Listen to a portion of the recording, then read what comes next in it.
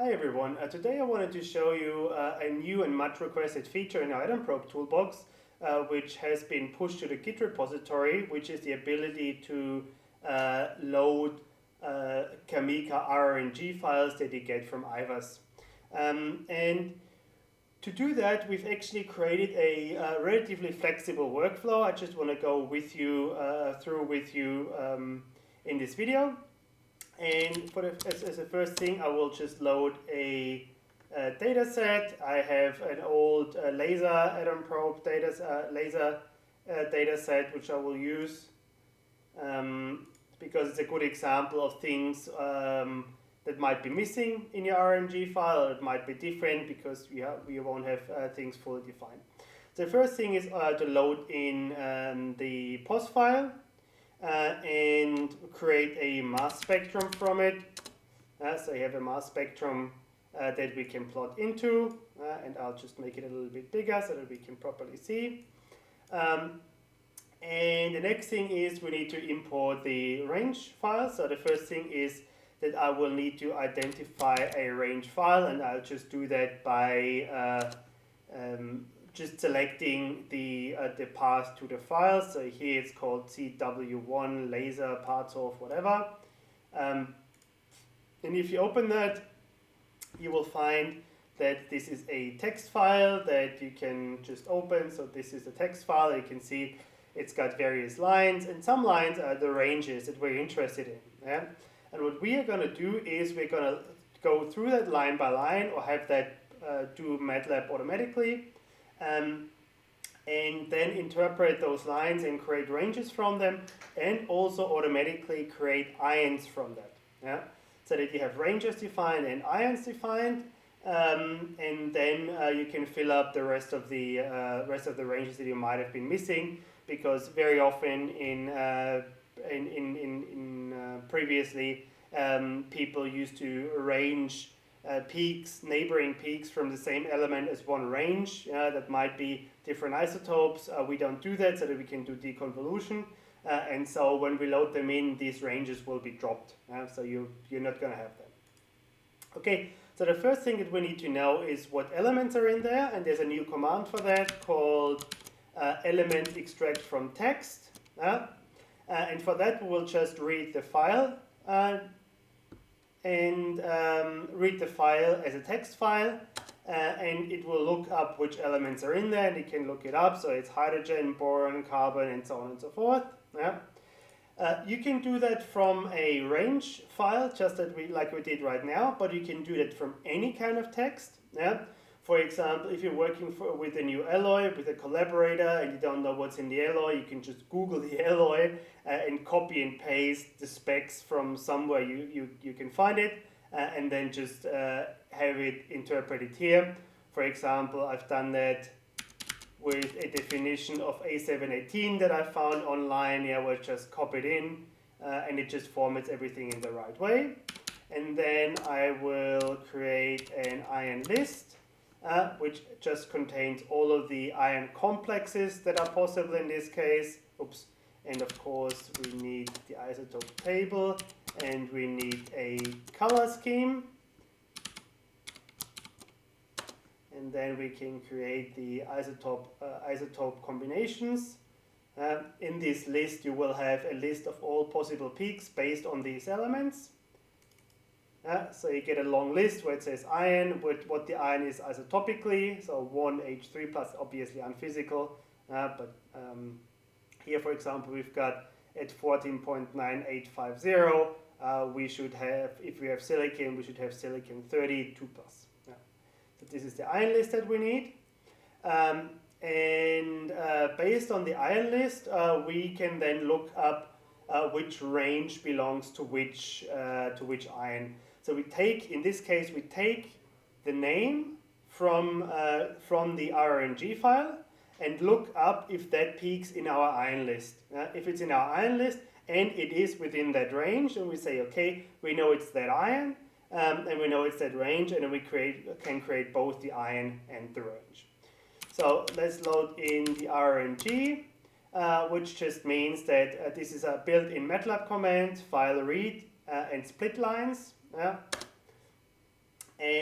this just gives us a variable where we can see, okay, we've got the individual lines. It's a string variable, and each entry is one of the lines of our range file, and we obviously care about anything about everything that's happening down here. The last thing that we're going to do is that we're going to clear out any entries that are empty, just because it would not make sense to interpret them into anything, because it's just empty. Based on that, we can start. I almost forgot about one thing, which is the color scheme. So we have loaded in a color scheme, and this color scheme is one that we usually use for our analysis. But you might want to take the color scheme from your rrng file. And so the question is, do you want to do that or do you not want to do that?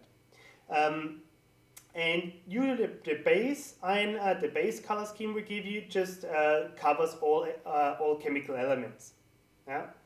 But you might have complex ions in your range file that are not covered by that. So what our program will always do is it will give you the ability to add those colors to your color scheme automatically from the rrng file. And for those that were pre-existing in the color scheme, you can choose to override or choose to not override them. So if you want to use the color scheme that you used in IVAS, just use rrng color is true. Otherwise, set that to false. The default is false, but we'll just define that. And the next thing is actually fairly simple. All you need to do is cycle through all of the individual range lines and then have them interpreted. So for L equals 1 to length of rrng, so we go through all of the elements. It's range, oh no, it's not called, no longer called range add, so it's called, what did we call it? Sorry, first we need to see, we need to interpret the line. So MC begin, MC end, ion name, ion volume, and ion color is the information that I get from a range line in an rrng. So this is the information I get from there. I could pull that information from somewhere else as well. This is not a problem. Of course, in the future, we want to support rrng files as well, and maybe some other file formats like ATO, but rrng was just the most requested for now. And then if MC begin is not empty, so it would be empty if the line that we're interpreting is just simply not a range. The first few lines are definitions of which ions are in there, but that's not what we're interested in. We just care about the ranges. You could ask for that in other ways by asking whether the line starts with the word range, but this is the easy way because we pull the info, and then you can just use that info to see if that's a range or not. And then based on that range, we can just add that range from range info. And the information that we need is what mass spectrum we're working with, which color scheme we're working with, which isotope table we're working with. So you can change the isotopic abundances if that suits your experiment for some reason. We need an ion list, so a list of potential ions, which we have created just before. Then, of course, where the master charge begins, where the master charge ends, what ion name that it has. This is also something we pull out of the range. As you can see, it's an output from here. What ion volume it has. This is something we get out of an rrng. If you don't know what it is, just set it to 0. What color it has. And whether we should use that color or not, which is important for individual elements.